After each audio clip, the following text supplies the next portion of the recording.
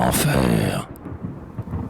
Et j'ai connu l'enfer intérieur de l'homme, la géante cité d'éternel désespoir, qui lève, dans un jour sans aurore et sans soir, son amoncellement de terrasses, que somme une mitre de tours, rouge sur le ciel noir. L'inébranlable bloc dont la fatale assise, ainsi qu'une forêt prodigieuse, étreint le roc fondamental du monde souterrain, et les remparts de flammes, où la flamme s'attise, des 9 fleuves cerclant son triple orbe d'airain.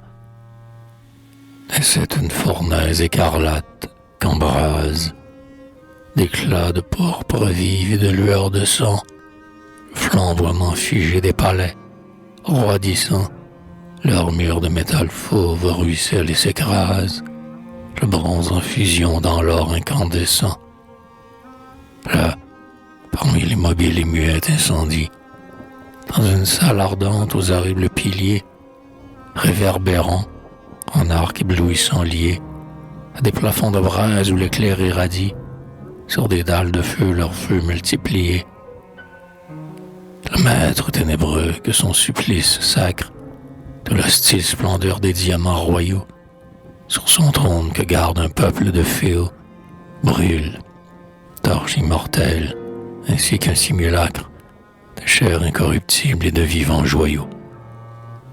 La majesté de ses regards verse l'insulte à la foule prostrée monstrueusement, fourmillante aux parois du morne monument, où sa gloire maudite, en ligne dure, sculpte la triomphale horreur de son rayonnement.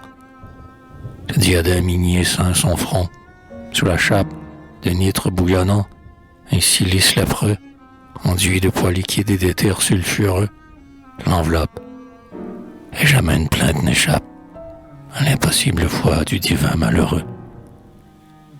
L'impérial manteau de douleur qui le drape, empli de plomb fondu s'incruste sur ses reins, mais c'est au pur métal des contours souverains que le lent balancier de l'éternité frappe la beauté de sa face et de ses traits sereins. Devant la colossale et flambante effigie, comme une lave où des remous font ondoyer les fulgurations de son secret foyer, une silencieuse et lumineuse orgie s'éploie en nappe chaude aux pieds du foudroyé.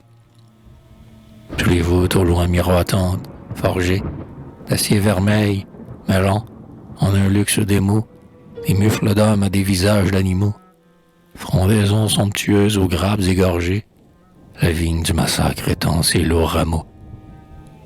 Pendant que, submergeant les remparts et les crêtes, la multitude, qui s'écroule par monceaux, bat, comme l'agonie au profond soubresaut de quelques bêtes, dont les millions de têtes crèveraient filets de piliers et d'arceaux.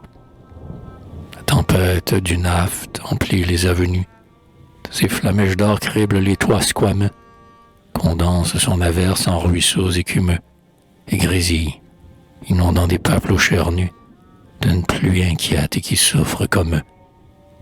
Et l'immense nuée aux clartés de phosphore, dont l'orbe illuminé s'étoile en débordant, sphère sans orient comme sans occident, semble, d'une empire inaltérable, enclore, la cité de fer rouge et de basalte ardent.